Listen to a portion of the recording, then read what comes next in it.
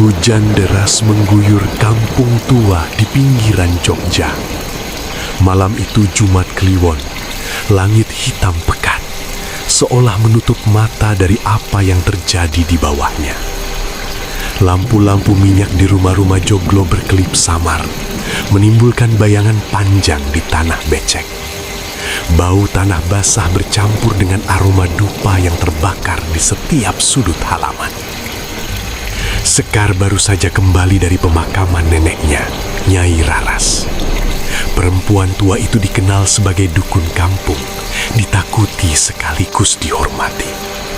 Orang-orang berbisik bahwa Nyai Raras bukan hanya penyembuh, tapi juga penjaga sesuatu yang tak boleh disebut. Kini, setelah ia tiada, warisan itu jatuh ke tangan Sekar. Di leher Sekar tergantung sebuah kalung giok tua. Batu hijau itu dingin, berat, dan berkilau aneh di bawah cahaya lampu minyak. Nyai Raras memberikannya sebelum menghembuskan nafas terakhir, dengan suara serak yang masih terngiang di telinga Sekar.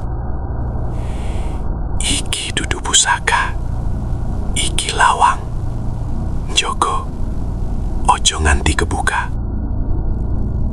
Ini bukan pusaka, ini gerbang. Jaga, jangan sampai terbuka.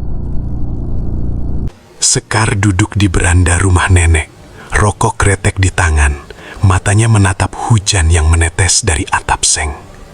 Kabut tipis mulai turun, menutupi halaman. Di kejauhan, samar-samar terdengar suara gendang, pelan, lalu gamelan. Lalu suara perempuan menyanyi dalam bahasa Jawa kuno yang tak ia pahami. Ia berdiri, kakinya melangkah sendiri, seolah ditarik oleh sesuatu. Kalung giok di lehernya berdenyut hangat, seperti nadi kedua. Ia berjalan ke arah hutan kecil di belakang rumah, tempat yang dulu dilarang keras oleh Nyai Raras.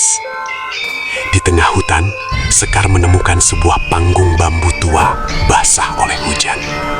Di atasnya, perempuan-perempuan berkerudung hitam menari dalam lingkaran. Wajah mereka tertutup topeng kayu. Di tengah lingkaran, berdiri sosok perempuan renta.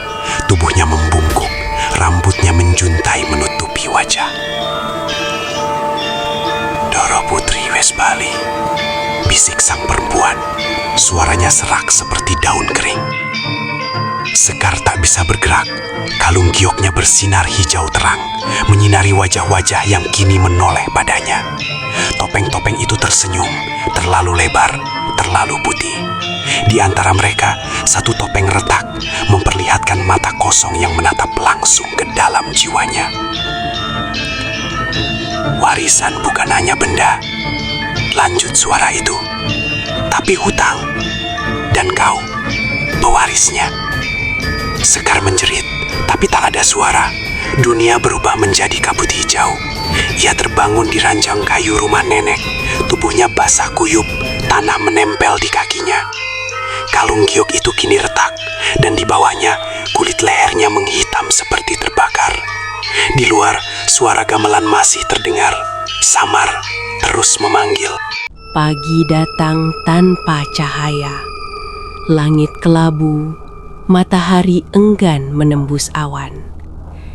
Sekar terbangun dengan tubuh menggigil, selimut basah oleh keringat dingin. Di cermin tua di sudut kamar, ia melihat bayangannya sendiri. Tapi ada sesuatu yang ganjil. Matanya tampak lebih gelap, lebih dalam, seperti menyimpan sesuatu yang bukan miliknya. Di lehernya, kalung giok itu kini berdenyut pelan, seolah bernapas. Retakan kecil di permukaannya membentuk bola seperti aksara Jawa kuno. Ia mencoba melepasnya, tapi pengaitnya seolah menyatu dengan kulit. Ditarik perih, digosok tak mempan. Kalung itu menolak pergi. Di ruang tengah, foto Nyai Raras tergantung di dinding, tersenyum samar. Di bawahnya, dupa menyala sendiri. Asapnya membentuk pusaran yang naik ke langit-langit. Sekar mendekat, dan di antara kepulan asap ia melihat sesuatu. Bayangan hitam berdiri di belakangnya, tinggi, kurus, dengan kepala tertunduk dan tangan panjang menjuntai. Ia berbalik, tak ada siapa-siapa, tapi aroma bunga kantil mulai memenuhi ruangan. Malam harinya, Sekar menemukan sebuah kotak kayu di bawah ranjang. Di dalamnya ada lembaran lontar tua, berisi tulisan tangan Nyai Raras. Tinta merah, seperti darah yang belum kering. Di antara baris-baris mantra dan raja, satu kalimat ditulis berulang-ulang. Giok iku dudu pusoko, giok iku lawang. Giok itu bukan pusoka, giok itu gerbang. Sekar membaca dengan suara gemetar. Saat itu juga lampu padam. Rumah menjadi gelap total. Dari luar, suara gamelan kembali terdengar. Lebih dekat, lebih cepat, seperti jantung yang panik. Dan dari balik jendela muncul wajah-wajah. Putih, pucat, tanpa mata. Mereka menatap Sekar, diam, menunggu. Kalung gioknya menyala terang. Dan dari dalam dirinya, suara neneknya berbisik. Waktumu wis tekan. Tumbal kudu dibayar. Waktumu telah tiba. Tumbal harus dibayar. Langit malam seperti luka yang belum sembuh, merah tua, berdenyut dan basah. Sekar berdiri di ambang pintu rumah, memandangi halaman yang kini dipenuhi kabut hijau. Di bawah pohon randu tua, tanah merekah, seolah ada sesuatu yang hendak keluar dari perut bumi. Kalung giok di lehernya kini tak hanya berdenyut, ia berbisik. Buka lawang, buka lawang, buka lawang. Sekar tak tahu apakah suara itu berasal dari luar atau dari dalam kepalanya. Tapi tubuhnya bergerak sendiri, mengikuti irama gamelan yang kini terdengar seperti detak jantung raksasa. Ia berjalan ke arah sumur tua di belakang rumah. Sumur yang dulu ditutup rapat oleh Nyai Raras dengan segel raja dan sesajen. Kini segel itu terbakar habis, tali pengikatnya putus, penutupnya menganga seperti mulut yang lapar. Sekar menatap ke dalam sumur, gelap, dalam. Tapi di dasar sana ada cahaya hijau berdenyut, sama seperti kalung di lehernya. Ia tahu itu bukan cahaya, itu mata, menatap balik. Tiba-tiba suara langkah kaki di belakangnya. Ia berbalik. Seorang lelaki tua berdiri di sana, mengenakan beskap hitam, wajahnya penuh luka bakar, matanya putih seluruhnya. Kau anak Raras, kau pewaris, maka kau juga penjaga, katanya. Suaranya seperti batu digerus pasir. Sekar mundur, tapi tanah di bawahnya runtuh. Ia terjatuh ke dalam sumur. Dunia berputar. Cahaya hijau menyilaukan. Suara gamelan berubah menjadi jeritan. Ia tenggelam dalam kabut, dalam darah, dalam bayangan. Saat ia membuka mata, ia berada di tempat lain. Sebuah pendapa tua berdiri di tengah hutan yang tak dikenal. Langitnya merah, tanahnya hitam, dan di sekelilingnya patung-patung batu dengan wajah manusia yang ia kenal. Tetangga, teman masa kecil, bahkan ibunya sendiri. Semua membisu, semua menatapnya. Di tengah pendapa berdiri sosok Nyai Raras, tapi matanya kosong, mulutnya dijahit benang merah. Ia mengangkat tangan, menunjuk ke dada Sekar. Kalung giok itu kini bersinar seperti bara. Kunci lawang ana ing jero atimu dewe. Suara itu menggema dari segala arah. Kunci gerbang itu ada di dalam hatimu sendiri. Sekar menjerit, tapi tak ada suara. Ia bukan lagi manusia. Ia adalah pintu, dan pintu itu telah terbuka. Sekar terbangun di ranjang kayu, tapi dunia tak lagi sama. Dinding rumahnya berdenyut pelan, seperti jantung yang terluka. Lantai dipenuhi lumpur hitam, dan dari balik jendela, matahari bersinar hijau. Ia tahu, ia belum kembali.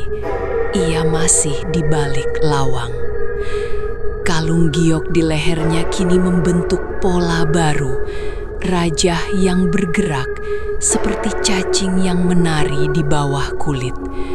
Ia mencoba menyentuhnya, tapi jarinya tembus seperti menyentuh bayangan. Di ruang tengah, semua foto berubah. Wajah-wajah keluarganya kini tak punya kepala.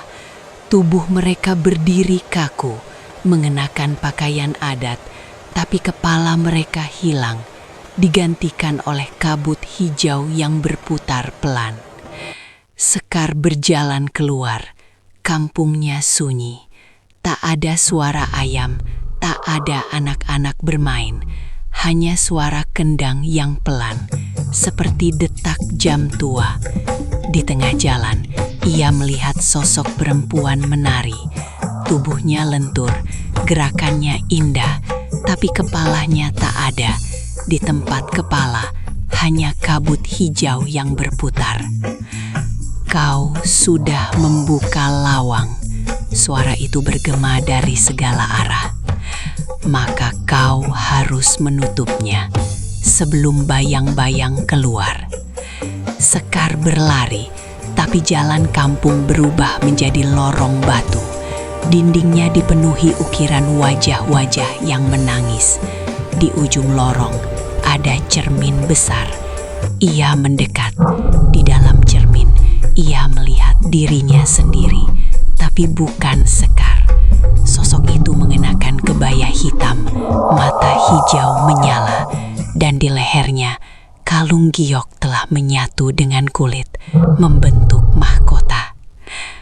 Kau bukan pewaris, kau adalah tumbal yang menolak mati. Cermin retak, dunia runtuh, Sekar terjatuh ke dalam dirinya sendiri. Ia terbangun di ranjang rumah sakit, tubuhnya lemah. Di sekelilingnya, dokter dan perawat berbicara pelan. Ibunya menangis di sudut ruangan, tapi di layar monitor detak jantung, garisnya bukan merah, hijau, berdenyut seperti giok, dan di lehernya kalung itu masih ada, tak bisa dilepas, tak bisa dihancurkan. Ia telah kembali, tapi sesuatu ikut bersamanya. 3 hari setelah ia sadar di rumah sakit, Sekar dipulangkan. Tak ada luka, tak ada penjelasan.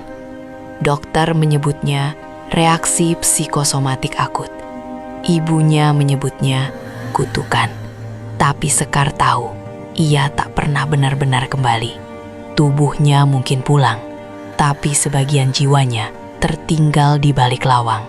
Ia menolak tinggal di rumah ibunya. Ia kembali ke rumah Nyai Raras, sendirian. Rumah itu kosong, tapi terasa penuh. Setiap sudutnya seperti mengintip, setiap bayangan seperti mengingat.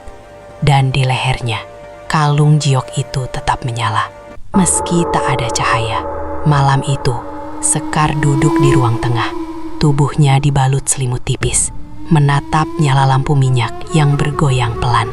Di luar, hujan belum berhenti sejak pagi, tapi bukan itu yang membuatnya menggigil. Ia mulai melihat mereka, bayang-bayang, sosok-sosok tinggi kurus, berdiri di sudut-sudut rumah, di balik pintu, di bawah langit-langit. Mereka tak punya wajah, hanya rongga hitam dan senyum yang terlalu lebar. Mereka tak bergerak, tapi mereka tahu Sekar bisa melihat.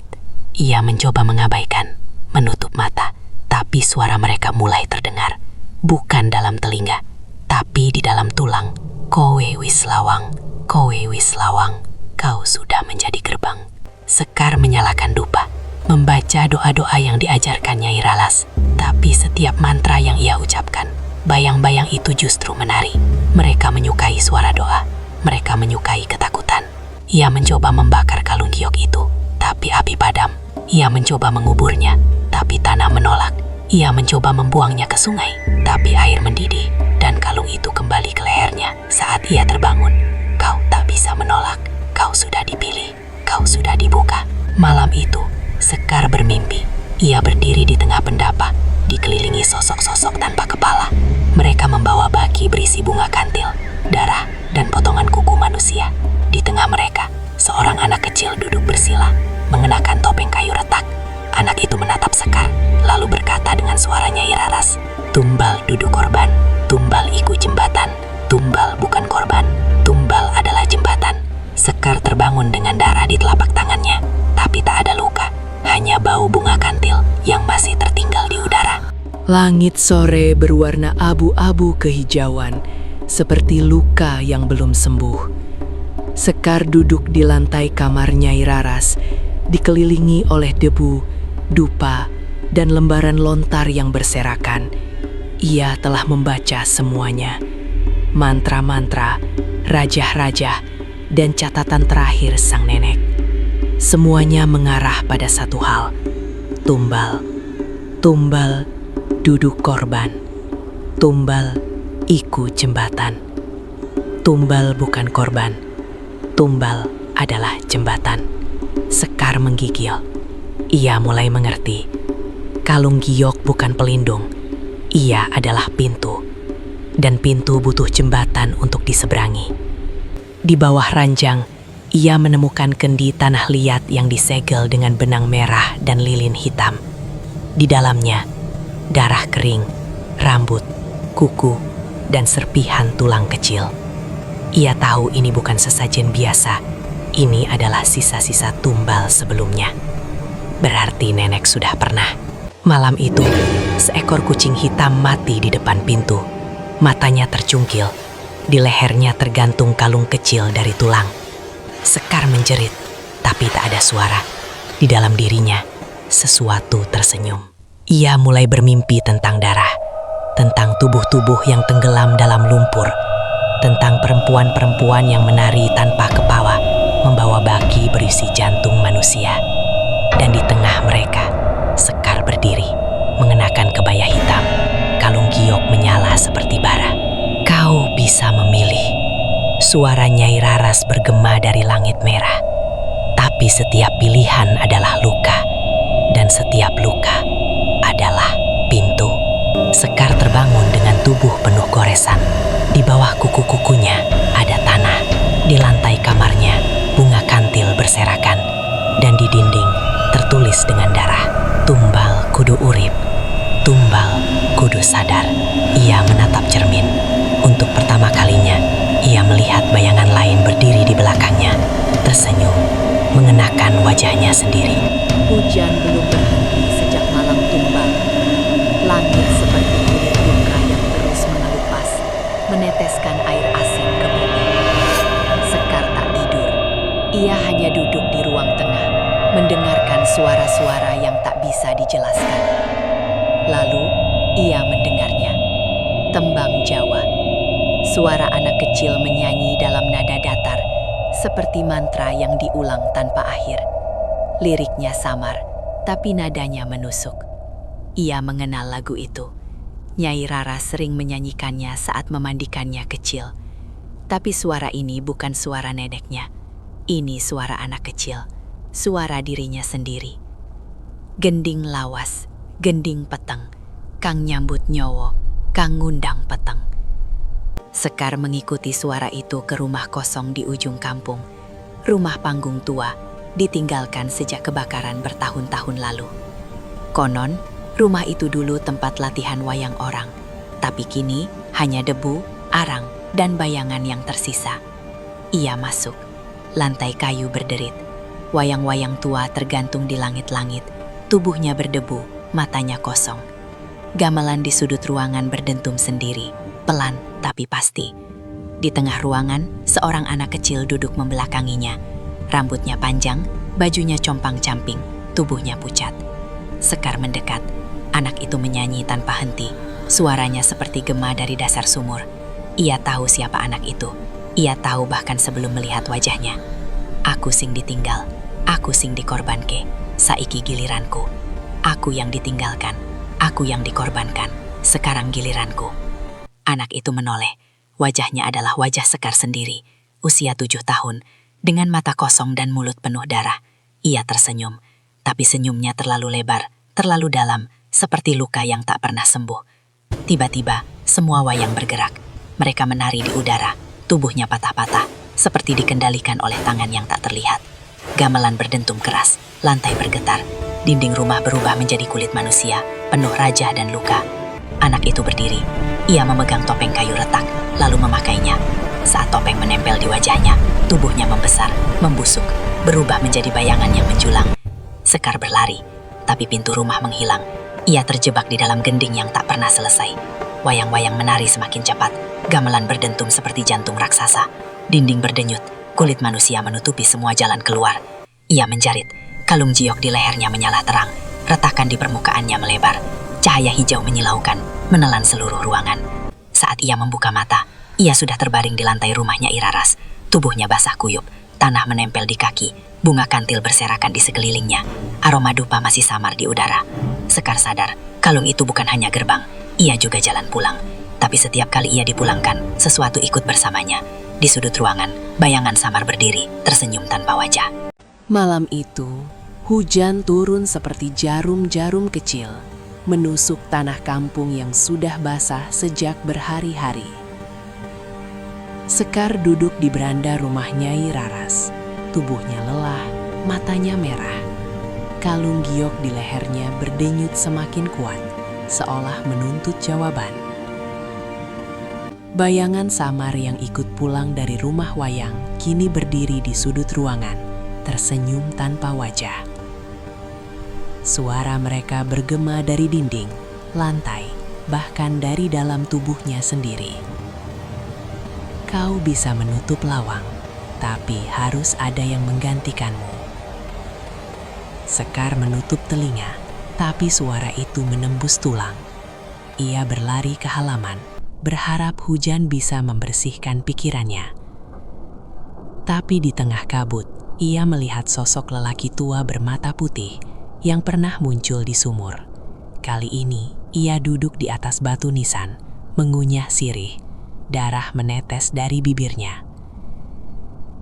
Kau anak Raras, kau pewaris.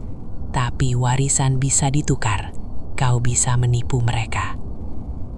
Tapi harga kebohongan lebih mahal dari kematian. Sekar gemetar. Ia memikirkan ibunya, teman-temannya, dirinya sendiri. Siapa yang pantas menjadi jembatan? Siapa yang cukup kuat untuk menahan bayang-bayang? Bayangan di sekelilingnya semakin dekat. Mereka menari, tertawa tanpa suara. Wajah-wajah kosong menatapnya. Sekar berteriak, "Aku tidak akan menyerahkan siapapun." Kalung giok menyala terang. Lelaki tua itu tersenyum, gigi merah oleh sirih. "Kalau begitu, kau sendiri yang harus membayar." Sekar jatuh berlutut. Hujan berubah menjadi darah. Tanah bergetar. Dari dalam rumah, suara gamelan berdentum keras, seperti jantung yang pecah. Ia tahu, waktunya semakin dekat. Ia harus memilih atau dipilih. Sekar mendaki lereng Merapi dengan tubuh lelah. Hujan masih turun tipis, kabut menutupi jalan setapak. Ia mengikuti bisikan yang hanya ia dengar di dalam kepalanya. Kalung giok di lehernya semakin berat, seolah menariknya ke arah tertentu. Di puncak lereng, ia menemukan sebuah padepokan tua. Bangunannya sederhana, dinding bambu, atap ijuk, tapi aura di sekitarnya pekat. Di halaman, seorang perempuan tua duduk bersila. Matanya buta, tapi bersinar hijau samar. Ia memanggil Sekar dengan suara lembut. "Dara putri, kau akhirnya datang." Sekar berlutut. Perempuan itu meraba wajahnya, lalu tersenyum pahit. "Giok itu janji, kau adalah titisan penjaga terakhir. Tapi kau juga bisa memilih, jadi gerbang atau jadi kunci." Ia menyerahkan sebuah keris kecil, berkarat, dengan gagang kayu cendana. "Tusukkan kebayanganmu sendiri jika kau berani. Jika kau salah tusuk, yang keluar bukan hanya mereka, tapi dirimu juga." Malam itu, Sekar bermalam di padepokan. Dalam mimpinya, ia melihat Nyai Raras duduk di tengah lingkaran api, dikelilingi bayang-bayang yang menari. Mulutnya dijahit benang merah, matanya menangis darah. Ia mencoba bicara, tapi hanya bisikan yang keluar. "Aku gagal, tapi kau bisa. Jangan biarkan mereka memakai tubuhmu." Sekar terbangun dengan keris di tangannya. Di luar, kabut hijau semakin tebal. Ia tahu, malam berikutnya, Jumat Kliwon, adalah waktunya. Lawang harus ditutup, atau dunia akan terbuka. Jumat Kliwon. Malam turun tanpa bintang, tanpa bulan. Langit hitam pekat, hujan deras mengguyur kampung. Sekar berdiri di pendapa padepokan, keris berkarat di tangannya. Kalung giok menyala seperti bara. Kabut hijau menutup seluruh halaman. Suara gamelan berdentum dari arah yang tak terlihat. Bayang-bayang muncul, puluhan, ratusan, tubuh kurus tanpa wajah menari di sekelilingnya. Mereka tertawa tanpa suara, menatap Sekar dengan rongga kosong. Di tengah lingkaran, sosok Nyai Raras berdiri, mulut dijahit benang merah, matanya menangis darah. Ia menunjuk Sekar. "Waktumu wis tekan, tumbal kudu dibayar. Waktumu telah tiba, tumbal harus dibayar." Sekar mengangkat keris, tangannya gemetar. Lelaki tua bermata putih muncul di belakangnya, tersenyum dengan gigi merah oleh sirih. "Tusukkan kebayanganmu sendiri jika kau berani. Jika kau salah tusuk, kau akan hilang bersama mereka." Sekar menatap cermin besar yang tiba-tiba muncul di pendapa. Di dalamnya, ia melihat bayangan dirinya sendiri. Sekar dengan kebaya hitam, mata hijau menyala, kalung giok menyatu dengan kulit. Bayangan itu tersenyum, terlalu lebar, terlalu dalam. Ia mencerit, lalu menusukkan keris ke bayangan dalam cermin. Cahaya hijau meledak, kabut berputar, gamelan berubah menjadi jeritan. Bayang-bayang menjerit tanpa suara, tubuh mereka hancur menjadi debu hitam. Nyai Raras lenyap, lelaki tua hilang, cermin pecah berkeping-keping. Sekar jatuh berlutut, kalung giok di lehernya retak, lalu pecah menjadi serpihan kecil. Hujan berhenti, kabut menghilang, pendapa kosong. Ia terbangun di rumah Nyai Raras, tubuhnya lemah, keris berkarat masih di tangannya. Di luar, kampung sunyi, tak ada bayangan, tak ada gamelan, hanya bau tanah basah dan bunga kantil. Sekar tahu, lawang sudah ditutup. Tapi ia juga tahu, setiap pintu yang ditutup selalu meninggalkan celah. Pagi datang dengan cahaya lembut. Kampung basah oleh hujan semalam, tapi udara terasa lebih tenang. Sekar duduk di beranda rumah Nyai Raras, keris berkarat di tangannya. Kalung giok pecah menjadi serpihan kecil di meja. Ia menatap langit, mencoba percaya bahwa semuanya sudah berakhir. Tapi ia tahu, tidak ada pintu yang benar-benar tertutup rapat. Selalu ada celah, selalu ada bisikan. Di sudut ruangan, bayangan samar masih berdiri. Tidak menakutkan, tidak mengancam. Hanya menatapnya. seolah menunggu. Sekar menarik napas panjang. Ia tidak lagi gemetar. Ia tidak lagi berlari. Kalau memang aku lawang, bisiknya, maka aku juga penjaga. Ia bangkit, melangkah ke halaman, membiarkan matahari pagi menyentuh wajahnya. Kampung kembali hidup. Anak-anak berlari, ayam berkokok. Suara gamelan hanya tinggal kenangan. Tapi di dalam dirinya, Sekar tahu, perjalanan belum selesai. Karena setiap generasi, setiap warisan, selalu menyimpan pintu. Dan setiap pintu, selalu menunggu untuk dibuka kembali.